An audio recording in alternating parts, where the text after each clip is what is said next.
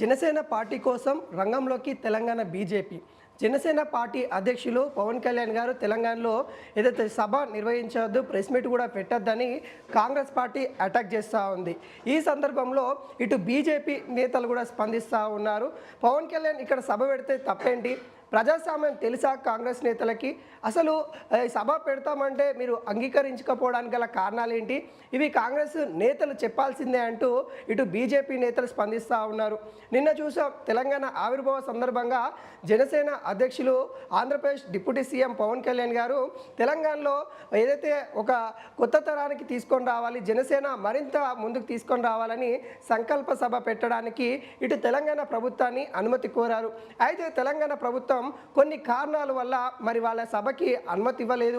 ఏదైతే ఇక్కడున్న పరిస్థితులు కావచ్చు, గత కొద్ది రోజుల నుండి జరుగుతున్న కాంట్రవర్సీ వివాదాలు కావచ్చు, ఇప్పుడున్న పరిస్థితులలో పవన్ కళ్యాణ్ ఇక్కడ సభ పెడితే సరికాదు అంటూ, అదేవిధంగా పార్కింగ్ సంబంధించిన అంశాల గురించి కూడా కొన్ని ప్రశ్నలు ఇటు పార్టీ నేతలకు చెప్తూ అక్కడ 2000 మందికి సరిపోయే విధంగా వెసులుబాటు లేదు, అందుకే మేము అనుమతి ఇవ్వట్లేదంటూ జనసేన పార్టీకి అయితే చెప్పడం అయితే జరిగింది.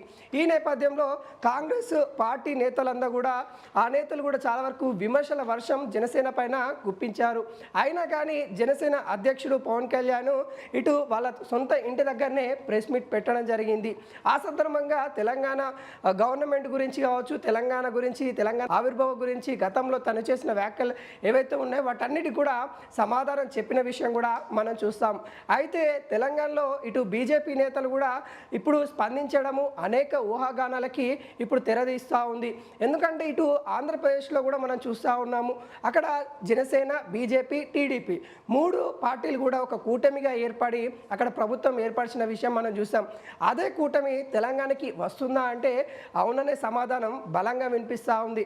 ఎందుకంటే ఇప్పుడు బీజేపీ నేతలు ఎవరైతే ఉన్నారో గతంలో మేము సింగిల్గానే పోటీ చేస్తామని కూడా బలంగా చెప్పారు.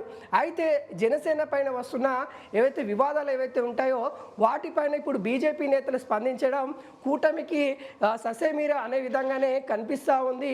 ఆ కూటమి ఏర్పడే అవకాశాలు ఉన్నాయన్నట్టుగా ఇటు బలమైన ఆధారాలు కూడా ఇటు చాలామంది చూపిస్తూ ఉన్నారు.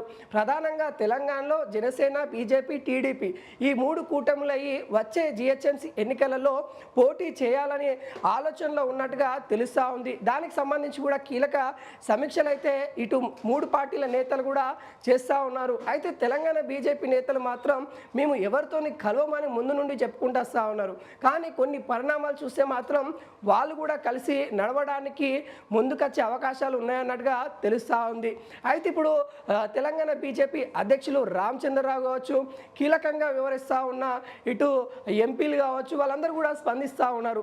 తెలంగాణలో పవన్ కళ్యాణ్ ప్రెస్ మీట్ ఎందుకు పెట్టకూడదు, తను పెడతారు, ప్రజాస్వామ్యం అంటే ఏంటో కాంగ్రెస్ నేతలకు తెలుసా, రేవంత్ రెడ్డి ఢిల్లీకి వెళ్ళి అక్కడ ప్రెస్ మీట్ పెట్టచ్చా, ఆయన అక్కడ మాట్లాడచ్చా, కేరళకి వెళ్ళి ప్రచారం చేయొచ్చా, ఇట్లా ఏమైనా చేయొచ్చు. కాంగ్రెస్ పార్టీ అగ్రనేతలు పార్లమెంటు సంబంధించి, రాజ్యసభకు సంబంధించిన సీట్లు ఎక్కడి నుండైనా పోటీ చేయొచ్చు. కానీ వేరే పార్టీ వాళ్ళు ఇక్కడికి వస్తే వాళ్ళు ఎందుకు భయపడతా ఉన్నారు, సమాధానం చెప్పాలి అంటూ బీజేపీ నేతలు మాట్లాడడం ఇక్కడ గమనార్థంగా కనబడతా ఉంది. అయితే జనసేన కోసం తెలంగాణ బీజేపీ కూడా ఏదైతే కొంత ముందుకు వస్తా ఉన్న పరిస్థితి కనబడతా ఉంది. అయితే ప్రణాళికతోనే ఈ 3 పార్టీలు కూడా వచ్చే జిహెచ్ఎంసీ ఎన్నికలలో పోటీ చేస్తాయి అన్నట్టుగా కొన్ని ఊహాగానాలు అయితే వినిపిస్తూ ఉన్నాయి.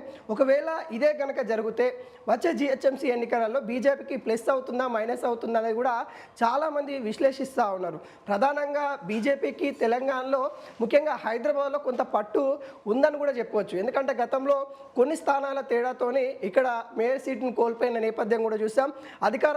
అప్పుడు అధికారంలో ఉన్న బీఆర్ఎస్ పార్టీకి చాలా పోటీ ఇచ్చింది మనం చూస్తూనే ఉన్నాం. కానీ ఇప్పుడు అధికారంలో కాంగ్రెస్ పార్టీ ఉంది. ఈ నేపథ్యంలో ఇక్కడ త్రిముఖ పోరు ఉంటుందని కూడా మనం ప్రధానంగా ముందు నుండి కూడా చెప్పుకుంటా ఉన్నాం. ఇటు బీఆర్ఎస్ పార్టీ, ఇటు కాంగ్రెస్ పార్టీ, ఇటు బీజేపీ పార్టీ, ఈ 3 పార్టీల మధ్యనే పోటీ ప్రధానంగా ఉంటుందని కూడా ముందు నుండి చెప్పుకుంటున్నాం. కానీ ఇప్పుడు జనసేన, టీడీపీ కూడా యాడ్ అవ్వడం వల్ల ఈ పోరు అనేది మరింత బలోపేతంగా ఉండే అవకాశాలు కనబడతా ఉన్నాయి.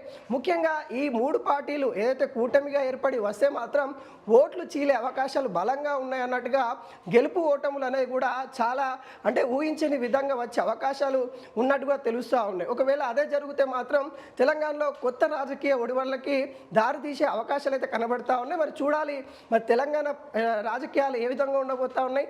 ఒకవేళ అదే జరిగితే మాత్రం కొంత భిన్న రాజకీయం అయితే తెలంగాణలో వచ్చే అవకాశం ఉన్నట్టుగా తెలుస్తూ ఉంది.